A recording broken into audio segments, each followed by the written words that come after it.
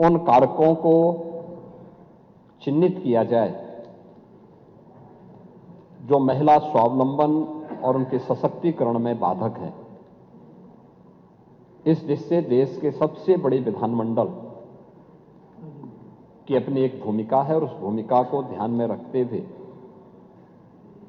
हम सब उसका आत्ममंथन कर सकें।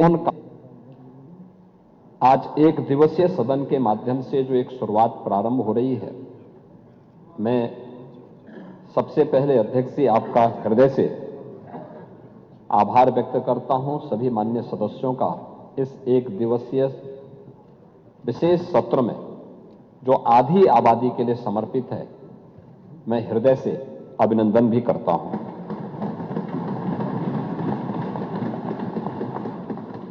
महोदय, मुख्य रूप से जो आपका विषय है वह हमें समग्रता के साथ अगर हम देखेंगे तो यह वहां से प्रारंभ होता है जब 2023 में केंद्र सरकार ने नारी शक्ति वंदन अधिनियम का एक महत्वपूर्ण प्रस्ताव पारित करते हुए 2014 से लेकर के 2023 के बीच नारी सुरक्षा, नारी सम्मान और नारी स्वावलंबन के लिए प्रधानमंत्री मोदी जी के नेतृत्व में देश भर में आधी आबादी के लिए जो कार्य हुए हैं, उन कार्यक्रमों की श्रृंखला के साथ कि अब वह केवल लाभार्थी परक योजनाओं से ही न जुड़े बल्कि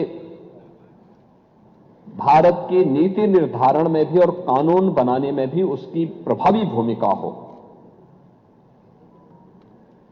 कुल मिलाकर के अगर आप देखेंगे, आज भी भारत की संसद में अब तक की सबसे बड़ी संख्या 15% महिलाएं भारत की संसद में पहुंच पाई हैं। उत्तर प्रदेश विधानसभा में ये 11-12% तक ही सीमित है।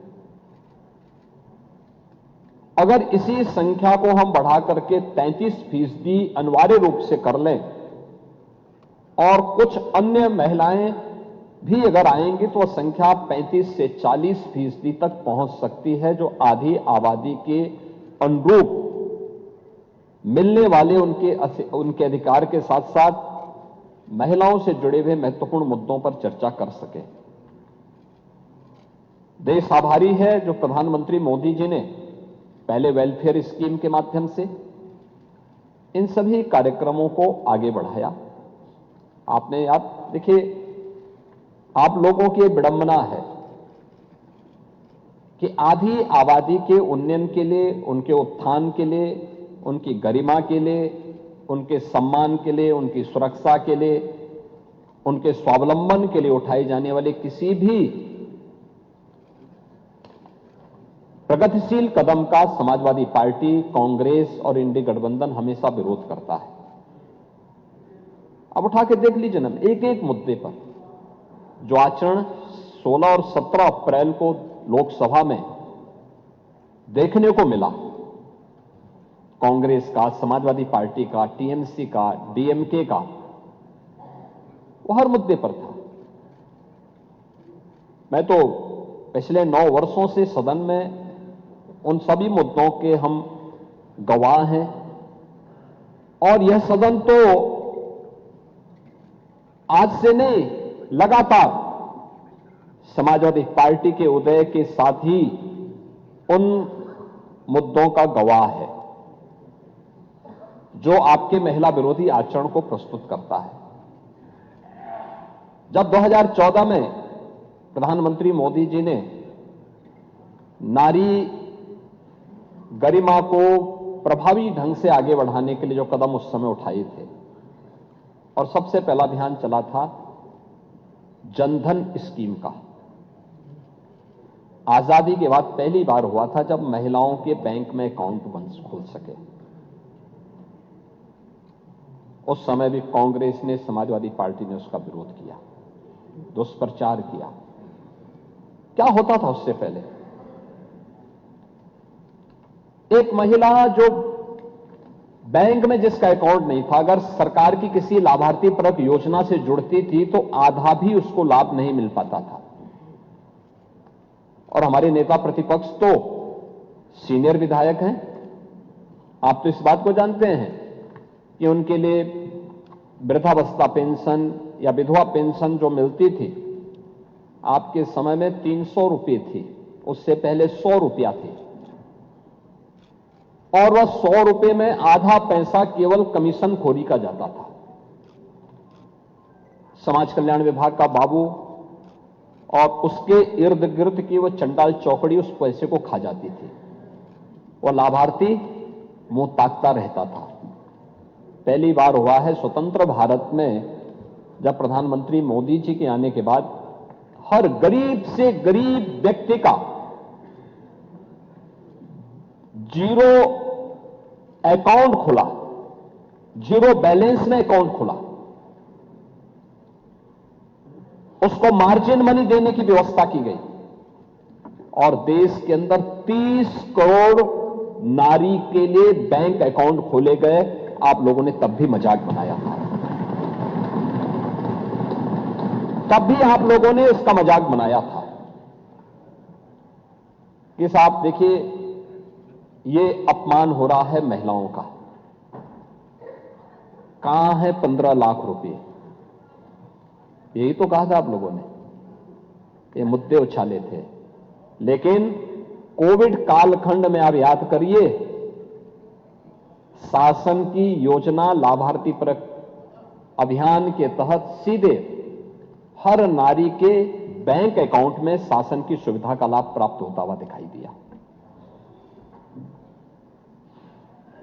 दूसरा, जब 2014 में 2 अक्टूबर 2014 में प्रधानमंत्री मोदी जी ने स्वच्छ भारत अभियान प्रारंभ किया था। स्वच्छ भारत अभियान के अंतर्गत सामान्य गांव हो, कस्बा हो, मोहल्ला हो, इन सबके सामूहिक रूप से स्वच्छता के कार्यक्रम के साथ जुड़ने के साथ हर घर शौचालय का भी एक बड़े कार्यक्रम को आगे बढ़ाया था। समाजवादी पार्टी ने तब भी विरोध किया था। याद करिए, उत्तर प्रदेश में बनने थे 2 करोड़ 61 लाख शौचालय। पहले 2.5 वर्ष में समाजवादी पार्टी की सरकार के समय 40 से 41 लाख शौचालय ही बन पाए थे, पहले 2.5 वर्ष में। और 2017 में जब डबल इंजन की एनडीए की सरकार यूपी में आई, हम लोगों ने अगले 1.5 वर्ष के अंदर 2 करोड़ से अधिक शौचालय बनाए थे प्रदेश में। 2 करोड़ से अधिक शौचालय। देश भर में 12 करोड़ शौचालय बने। आप लोग तब भी मजाक बनाते थे, तब भी हंसते थे कि शौचालय से क्या होगा। पांडे जी, आप जैसा वरिष्ठ व्यक्ति केवल अनुभव से ही वरिष्ठ नहीं है, संसदीय परंपराओं से ही वरिष्ठ है। आप लोग अपने को सोशलिस्ट कहते हैं, लेकिन आधी आबादी की प्रगति और उनकी गरिमा के सम्मान की रक्षा के लिए कभी संवेदनशील नहीं दिखाई देते। ये जो शौचालय थे, केवल शौचालय नहीं थे, ये शौचालय नारी गरिमा के प्रतीक भी थे, गांव की स्वच्छता के प्रतीक भी थे, मोहल्लों की स्वच्छता के प्रतीक भी थे, और बीमारियों को समाधान और उन्मूलन की भी महत्वपूर्ण पहल थी। इंसेफ्लाइटिस की बीमारी आपके जनपद में तो सर्वाधिक होती थी, आप लोग कुछ नहीं कर पाए। और मैं कह सकता हूं, डबल इंजन की बीजेपी की सरकार आई, एनडीए की सरकार आई, आज इंसेफ्लाइटिस से कोई मौत उत्तर प्रदेश के अंदर नहीं होती है। ये हमने उन मासूम बच्चों को ही बचाया है। नारी गरिमा की रक्षा भी हुई, नहीं तो होता क्या था? होता क्या था फिर? गांव में आप पैदल नहीं चल सकते थे, महिलाएं बीमार होती थी, शाम के समय सड़कों पर महिलाएं जहां तहां शौच के लिए बैठी रहती थी, और समाजवादी पार्टी के सोहदे वहां जाकर के छीटाकशी करते थे। ये दृश्य होता था, ये दृश्य था। लेकिन आधी आबादी की गरिमा की रक्षा करने के साथ साथ उनके स्वास्थ्य के लिए और भावी पीढ़ी के भविष्य को उज्जवल बनाने के लिए, उनकी सुरक्षा के लिए प्रधानमंत्री मोदी जी ने स्वच्छ भारत अभियान के माध्यम से वो व्यवस्था दिलाई। हर घर पानी प्रस्ताव में आ रहा हूं ना, प्रस्ताव में रखूंगा उसी पे। अभी जब मैं उस पे आऊंगा फिर प्रस्ताव रखूंगा मैं। अभी उसकी भूमिका तैयार कर रहे हैं जिसका आप विरोध कर रहे थे, जिसका आप विरोध कर रहे हैं उसी की मैं भूमिका तैयार कर रहा हूं। नहीं, मैं वही आ रहा हूं ना, मैं वही आ रहा हूं। आप लोग देखिए, वही तो मैं कह रहा था। आप लोगों के आचरण को देख करके गिरगिट भी समझा जाएगा कि कौन आ गया है, ये कि ये संसद में आचरण कैसा और यहां आचरण कैसा, वह भी समझा जाएगा कैसे रंग बदला जाता है। यानी दिल्ली से लखनऊ पहुंचते पहुंचते जब आधी आबादी के आक्रोश को झेलना पड़ रहा है, अब यहां पर रंग बदल गए। अब कह रहे हैं 33% आरक्षण होना चाहिए। सदन में विरोध क्यों किए? क्यों सदन में विरोध किए? और इसीलिए मैं कह रहा हूं, इसी प्रकार से आधी आबादी को देखिए, पहली बार आवास की सुविधा का लाभ भारत के अंदर 4 करोड़ गरीबों को प्रधानमंत्री आवास योजना का लाभ मिला है। पूरे देश के अंदर, उत्तर प्रदेश के अंदर 65 लाख गरीबों को एक आवास मिला है, एक लाभ मिला है। एक आवास का लाभ 65 लाख परिवारों को उत्तर प्रदेश के अंदर मिला है। और 65 लाख परिवारों को अगर आप देखें, प्रधानमंत्री आवास योजना के पहले 1.5 वर्ष में, यानी समाजवादी पार्टी की 2.5 वर्ष तक सरकार थी, 2.5 वर्ष में प्रधानमंत्री आवास योजना में एक भी आवास आप नहीं बना पाए, बल्कि भारत सरकार के प्रस्ताव का विरोध करते रहे।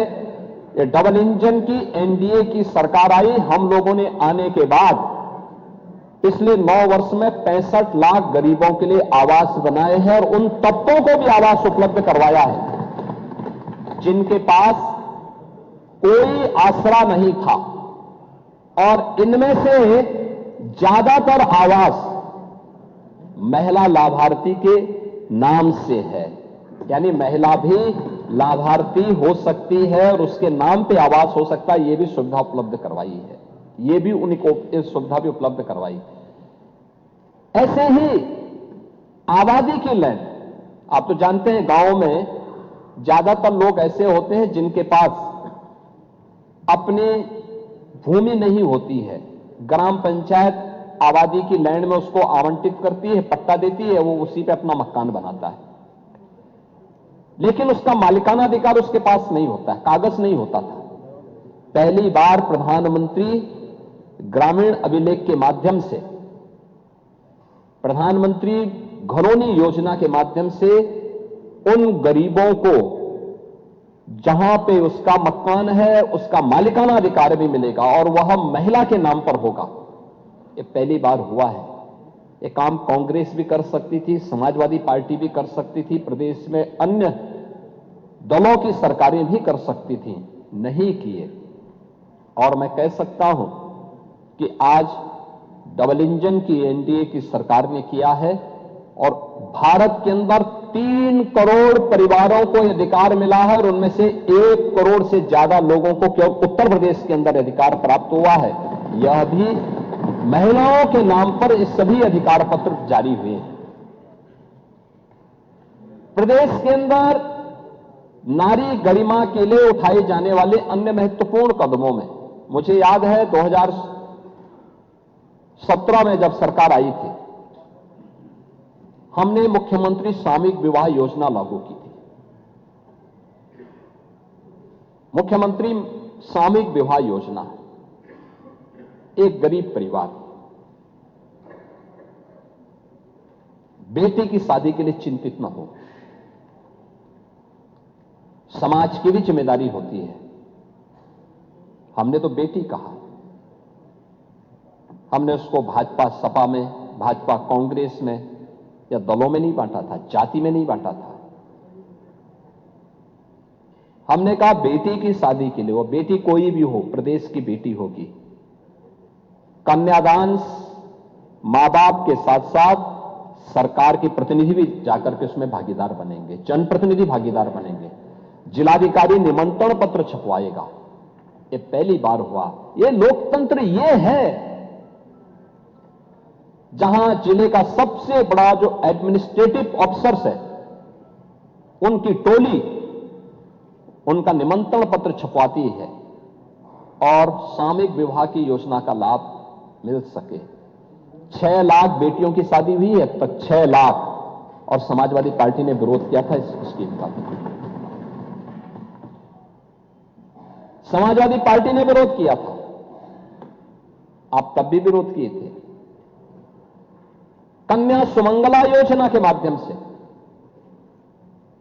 जब बेटी के जन्म लेने से लेकर के बेटी स्नातक तक की पढ़ाई कर सके, समाजवादी पार्टी ने इसका भी विरोध किया।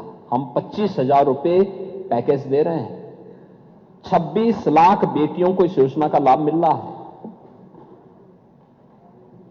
बेटी पढ़ाओ, बेटी बचाओ, बेटी पढ़ाओ का अभियान हो, मातृ वंदना की स्कीम हो, प्रधानमंत्री मातृ वंदना की स्कीम हो, ये सभी ऐसे कार्यक्रम थे जो वेलफेयर स्कीम के साथ जुड़ते हुए उन्हें स्वावलंबन के पथ पर अग्रसर कर रही थी। प्रधानमंत्री स्टैंड अप की योजना, प्रधानमंत्री स्टार्टअप की स्कीम, प्रधानमंत्री डिजिटल इंडिया की स्कीम, ये ढेर सारी ऐसी स्कीम थी जिसके माध्यम से नारी स्वावलंबन के कुछ आदर्श प्रस्तुत हुए। आप देखेंगे कि उत्तर प्रदेश के अंदर पीएम स्टार्टअप की स्कीम लागू होने के बाद 20,000 से अधिक स्टार्टअप स्थापित हुए हैं।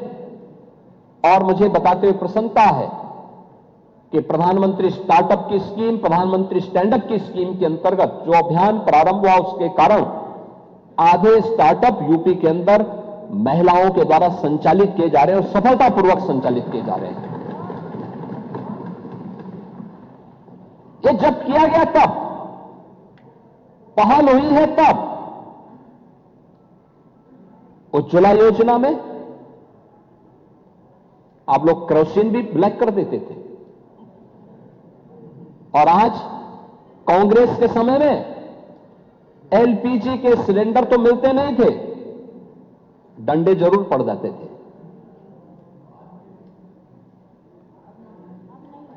पांडे जी, आप सच्चाई स्वीकार कर, कम से कम इस उम्र में तो सच्चाई स्वीकार कर लेना चाहिए, उम्र का ध्यान रखें।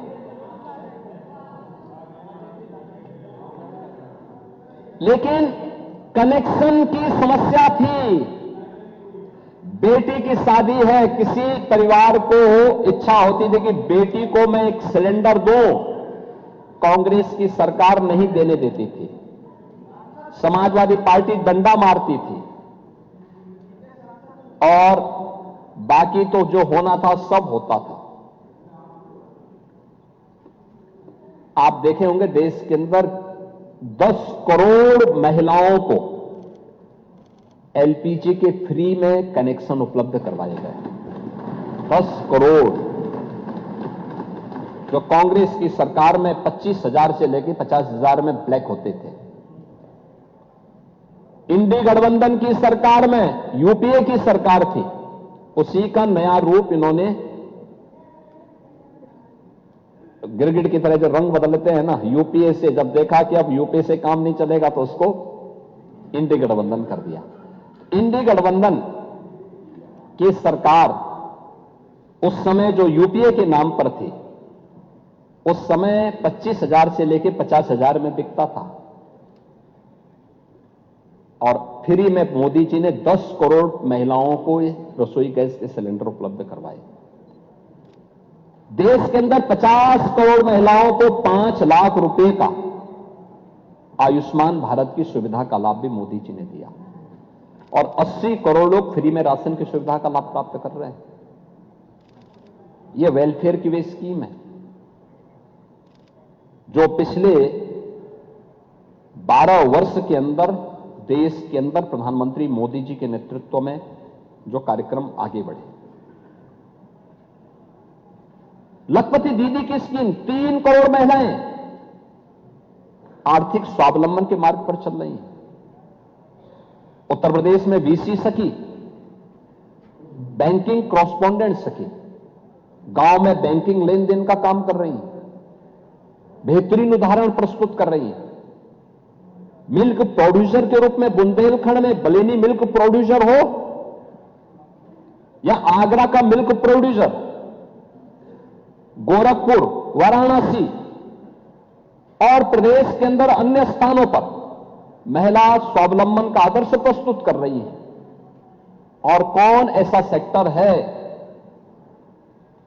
जिसमें आज भारत की नारी अपना लोहा न मनवा रही हो? हर एक सेक्टर में, पर डिफेंस का हो, हेल्थ का हो, एजुकेशन का हो या फिर किसी भी अन्य सेक्टर में, समाज के हर एक क्षेत्र में जब वह नेतृत्व दे रही है, लेकिन इस नेतृत्व के साथ साथ उसके पास राजनीतिक ताकत भी आए, नीति निर्धारण में भी वह मजबूती के साथ आगे बढ़ सके, इसमें सबसे बड़ी बाधा आप लोग बने हैं। नारी शक्ति बंधन अधिनियम के उस संशोधन को जो 2029 से लागू होना था, उस संशोधन का आप लोगों ने लोकसभा में विरोध किया और उसी के लिए आज हम सब यहां पर चर्चा करने के लिए आए हैं कि जब महिलाएं हर एक क्षेत्र में अपनी प्रतिभा का, अपने परिश्रम का, अपनी मेहनत का लोहा मना रही हैं, बेहतरीन नेतृत्व दे रही हैं, तो फिर आप लोग क्यों उसमें बाधक बन रहे हैं? क्यों बाधक बन रही हैं? वेलफेयर स्कीम से लेकर के अब वे समाज में नेतृत्व की सामर्थ्य भी विकसित कर सके, इसके लिए उनको अधिकार मिलना चाहिए। और इस दिशा में जो प्रयास प्रारंभ हुआ है, उस प्रयास के लिए सबसे पहले हम प्रधानमंत्री मोदी जी के द्वारा उठाए गए इन कदमों के प्रति, उनके प्रति आभार व्यक्त करते हैं कि उन्होंने आधी आबादी को उनका अधिकार दिलाने के लिए 2023 में नारी शक्ति बंधन अधिनियम पारित किया और जब 29 में इसको लागू करने के लिए एक आवश्यक प्रस्ताव लेकर के आए तो उसमें कांग्रेस, समाजवादी पार्टी और ये सभी दल उसमें बाधक बन गए, क्योंकि मैंने पहले भी कहा कि आप सबका चेहरा तो बोलने के कुछ और है, दिखाने के कुछ और है। आप लोग यही सब करते रहे हैं, अनावश्यक मुद्दे से उसको नैरेटिव को बदलने का प्रयास करते हैं, लेकिन प्रदेश ही नहीं देश आपकी इस हरकत को जानता है, एक एक कारनामों को जानता है। और खासतौर पर जब मैं समाजवादी पार्टी की बात करता हूं, 1995 की घटना भी सबको याद है, जब प्रदेश की पहली दलित मुख्यमंत्री के साथ स्टेट गेस्ट हाउस कांड हुआ था।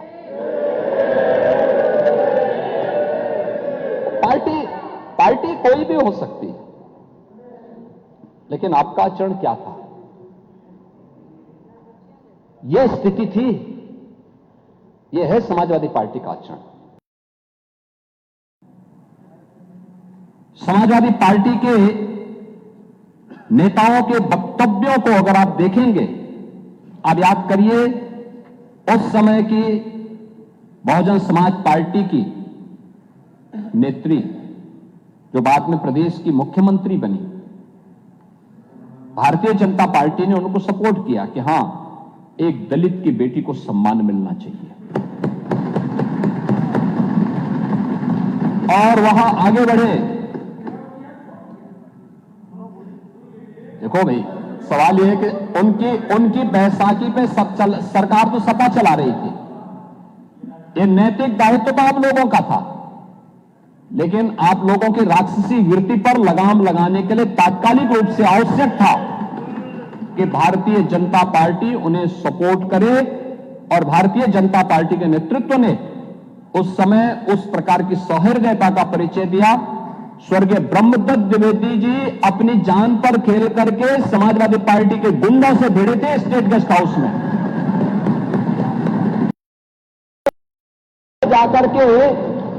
तब जाकर के सुश्री मायावती जी सुरक्षित हो पाई थी। यह स्थिति थी आपकी। आप लोग किस नारी गरिमा की बात करते हैं? कौन सी नारी गरिमा की आप बात करते हैं? और एक लंबी फेहरिस्त है इसके बारे में। तो आपके समय में 2014 में ज्यादा दिन नहीं हुए, तब भी स्पीकर आप ही थे। बदायूं में जो घटना घटित हुई थी, अंतर्राष्ट्रीय स्तर पर मामला गूंजा था। आपके नेताओं के बयान क्या आए थे? किस प्रकार के गैर जिम्मेदाराना बयान आते थे? नारी सुरक्षा के साथ कोई समझौता नहीं हो सकता। नारी आधी आबादी को मिलने वाले सम्मान को प्रोत्साहित किए जाने की बजाय आप लोग हतोत्साहित करते हैं, उसमें बाधक बनते हैं। और किस प्रकार से आप लोगों ने प्रस्ताव भी चेयर से अध्यक्ष जी ने भी आपको बताया किस तरीके से आप अनुसूचित जाति जनजाति के लोगों पर डकैती डलवाने का काम कर रहे थे। प्रस्ताव तो आप ही की अध्यक्षता में सदन पारित करवा के भेज रहा था तत्कालीन कांग्रेस सरकार के पास। यह आचरण था आप लोगों का। अनुसूचित जाति जनजाति को उसका अधिकार मिले, महिलाओं को उसका अधिकार मिले, पिछड़ों को प्राथमिकता मिले, वंचितों को वरीयता मिले। यही तो एनडीए की सरकार की प्राथमिकता है और यही प्रतिबद्धता है। ये नारी शक्ति बंधन अधिनियम उसी प्रतिबद्धता का परिणाम है और उसी को प्रस्तुत करने के लिए हम सब यहां पर आए हैं। मैं तो औचक हूं इस बात को लेकर के। आप लोग बात करते हैं, याद रखना, आप सभी लोग महिलाओं के साप से शापित हैं। और मैं इसलिए कह रहा हूं कि कांग्रेस की दुर्गति आप देख रहे हैं। 40 साल हो गए हैं, 40 साल उत्तर प्रदेश कांग्रेस के देश से लगातार बंजर होता जा रहा है। मैं वही कह रहा हूं ना, इसलिए बंजर हो रहा है। और कमोबेश आपने अब कांग्रेस का अनुसरण करना शुरू कर दिया है, तो आपको भी उसी बंजर दिशा में जाना ही जाना है, यह तय है। कांग्रेस के पतन का कारण क्या था? एक मुस्लिम महिला के साथ वही अत्याचार पर मौलवियों के सामने घुटना टेक करके नाक रगड़ने की प्रवृत्ति। शाहबानो प्रकरण में आप लोगों ने एक मुस्लिम महिला के साथ जो अन्याय किया था, उस समय शाहबानो प्रकरण के बाद जो चीजें सामने आई थी, सुप्रीम कोर्ट ने किस प्रकार की टिप्पणियां की थी। अगर कांग्रेस से पाप नहीं करता, मौलवियों के दबाव में नहीं आता, भारत के कानून का सम्मान करके शाहबानो को भी न्याय दिया होता, तो यह दुर्गति नहीं होती। महिला विरोधी आपका आचरण 3 तलाक के मुद्दे पर भी देखने को मिला था। 3 तलाक का कानून जब प्रधानमंत्री मोदी जी, आप लोग तो शाहबानो वाले मामले में एक महिला के साथ अन्याय किए, लेकिन 3 तलाक का कानून जब आ रहा था तब भी आप लोगों ने, इंडी गठबंधन ने, कांग्रेस ने, समाजवादी पार्टी ने तब भी इस 3 तलाकी कुप्रथा का समर्थन किया था। दुनिया के अंदर तमाम इस्लामिक देश 3 तलाक की कुप्रथा को नहीं मानते, लेकिन आप हैं सुधरेंगे नहीं, वही कठमुल्लापन की ओर देश को ले जाना चाहते हैं। देश कहां जा रहा है? यह देश फतवे की राजनीति बंद करवा चुका है, लेकिन आप उसको मानने को तैयार नहीं। 3 तलाक के बिल का आप लोगों ने विरोध किया, और किस तरीके से आप लोग उन दुर्दांत माफियाओं के सामने नाक रगड़ते थे। यहां पे तो समाजवादी पार्टी की ही विधायक श्रीमती पूजा पाल उसका सबसे बड़ा उदाहरण है। एक गुंडा और एक माफिया के सामने समाजवादी पार्टी किस प्रकार से नतमस्तक होती थी जब स्वर्गीय राजू पाल की हत्या होती है। आप लोग यानी उस पूजा पाल की आंखों के आंसुओं को भी नहीं पहुंच पाए थे। आप लोगों की कोई सहानुभूति नहीं थी। आप जाति के नाम पे समाज को बांटते हैं, लेकिन आपकी सहानुभूति वास्तव में महिलाओं के प्रति नहीं है, पिछड़ों के प्रति नहीं है, दलितों के प्रति नहीं है। स्टेट गेस्ट हाउस कांड और पूजा पाल का प्रकरण और इस प्रकार के अनेक उदाहरण ऐसे हैं जो आप सबके सामने, आपके नेताओं के बयान, जेल की यात्रा कर रहे आजम खान के बयान हो, आपके पूर्व सांसद एसटी हसन के बयान हो,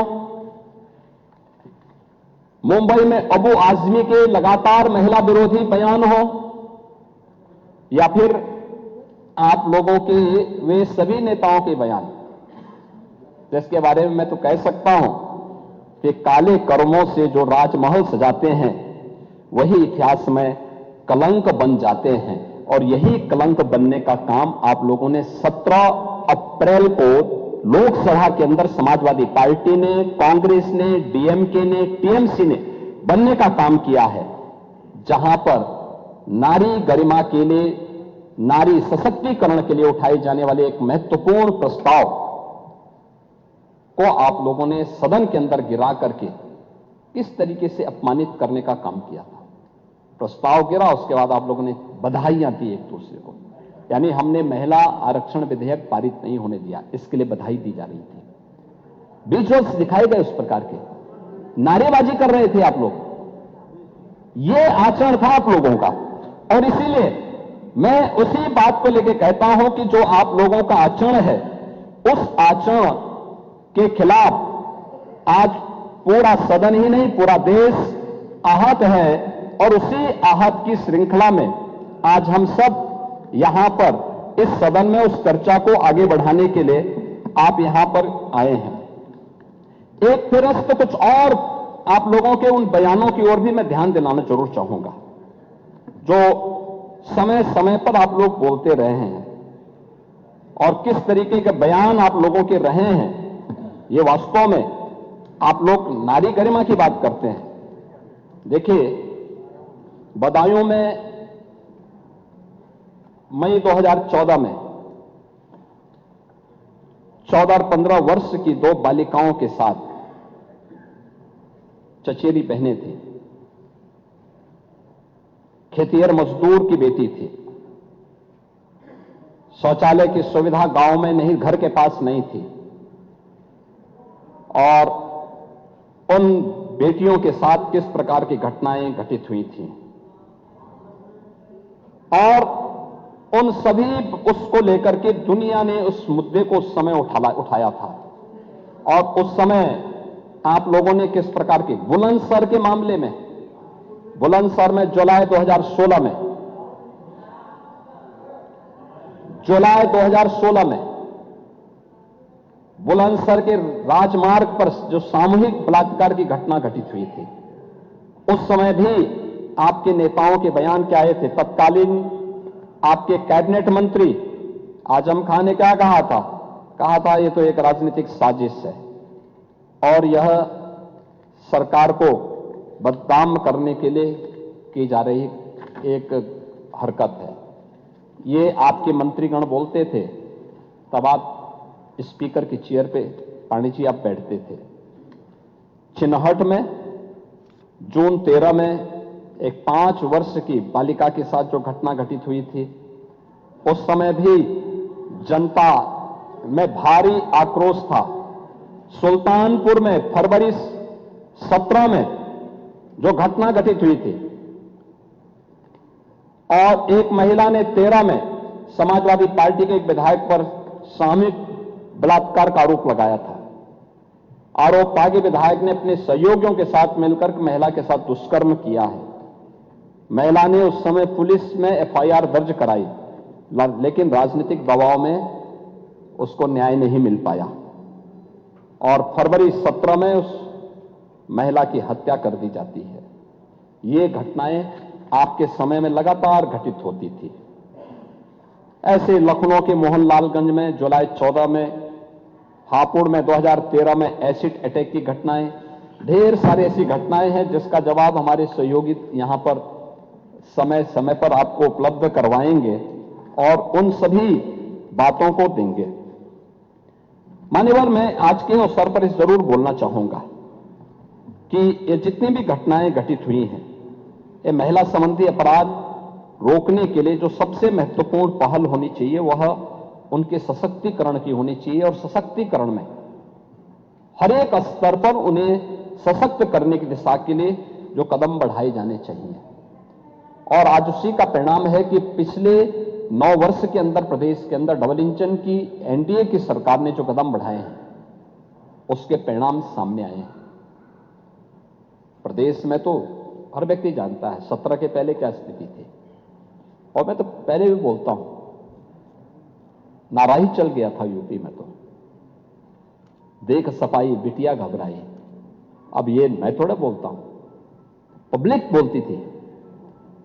क्या ये सच नहीं था कि मध्य यूपी और पश्चिमी यूपी के अंदर कोई भी सजग अभिभावक अपनी बेटी को पढ़ने के लिए या तो दूर छात्रावास में भेजता था या रिश्तेदारी के पास यूपी के पास बाहर भेजता था, यूपी के अंदर नहीं पढ़ा पाता था, नहीं हो पाता था। प्लान की घटनाएं क्या संकेत करती थी? ये यूपी के अंदर की अराजकता को, 17 के पहले की अराजकता को बताता था। लेकिन आज मैं कह सकता हूं कि वेलफेयर स्कीम का लाभ, महिलाओं की भागीदारी, महिला कार्यबल और किस रूप में हुआ है 2013 के पहले, 2017 के पहले उत्तर प्रदेश के अंदर केवल 13% महिलाएं वीमेन वर्क फोर्स थी, जो महिलाएं कार्य करती थी, रोजगार उनको प्राप्त होता था, नौकरी कर रही थी, केवल 13% उनका योगदान था यूपी में। और पिछले 9 वर्ष के अंदर एक सतत प्रयास, सुरक्षा का माहौल प्रदान करने का परिणाम क्या है? आज 13% से बढ़कर के 36% से ऊपर हुआ है महिलाओं की भागीदारी प्रदेश के विकास में, 36% हुई है। यानी यह दिखाता है कि हां, उनके सशक्तिकरण के परिणाम सामने आए हैं और महिला वीमेन वर्क फोर्स आज 36% होने का परिणाम क्या है? इसी का परिणाम है कि उत्तर प्रदेश की अर्थव्यवस्था भी 3 गुना बढ़ी है, 3 गुना है। पर कैपिटा इनकम 3 गुना हुई है। महिला अपराध इसके लिए रोका गया था। आज महिला अपराध में अगर आप देखेंगे, एनसीआरबी के ही आंकड़े अगर आप देखेंगे, हत्या के मामलों में 43% की गिरावट आई है। 16 की तुलना में अगर हम 25 में इसकी तुलना करें, 43% कमी आई है। दहेज मृत्यु में 19% की कमी आई है। बलात्कार और दुष्कर्म से जुड़े हुए मामलों में 67% कमी आई है। ये उत्तर प्रदेश के अंदर के वे आंकड़े हैं जो उत्तर प्रदेश में महिला सुरक्षा, सम्मान और उनके स्वावलंबन से जुड़े हुए वे महत्वपूर्ण कदम हैं जो कदम प्रदेश के अंदर उठाए गए हैं और उन्हीं कदमों को एक नई गति देने के लिए, नया स्वर देने के लिए आज हम सब आए हैं इस सदन में कि देश की सबसे बड़ी आबादी के राज्य में कि विधानमंडल में इन मुद्दों पर चर्चा हो, आधी आबादी को उसका सम्मान मिल सके, उनके स्वावलंबन की रक्षा हो सके और उनके आत्मनिर्भर होने की दिशा में कदम बढ़ाया जा सके। और जैसे उत्तर प्रदेश ने इस दिशा में प्रयास प्रारंभ किया, पिछले 12 वर्ष में प्रधानमंत्री मोदी जी के नेतृत्व में जो कदम उठाए गए हैं, विभिन्न क्षेत्र में उनके सशक्तिकरण के लिए कार्य बढ़ाए गए हैं, कदम बढ़ाए गए, आज उसके परिणाम उत्तर प्रदेश में हमें देखने को मिले हैं। और हम लोगों ने अपनी अर्थव्यवस्था के साथ साथ उत्तर प्रदेश के परसेप्शन को बदलने में सफलता प्राप्त की और आज उसी सफलता को एक नई ऊंचाई तक पहुंचाने के लिए उनकी राजनीतिक भागीदारी, नीति निर्धारण और देश के कानून निर्माता के रूप में आधी आबादी आगे बढ़ सके, इससे संबंधित आज यह प्रस्ताव मैं इस माननीय सदन में रख रहा हूं। और मैं इस माननीय सदन से इस बारे में अपील करूंगा कि अगर समाजवादी पार्टी कहती है कि हम लोग महिला आरक्षण के समर्थन में हैं, तो फिर इस सदन में इस चर्चा में भाग लेकर के संसद के अंदर हुई घटना की भर्त्सना करें, फिर उसकी निंदा की जानी चाहिए। फिर नियम तो वही है जो सदन की परंपराएं बोलेंगे।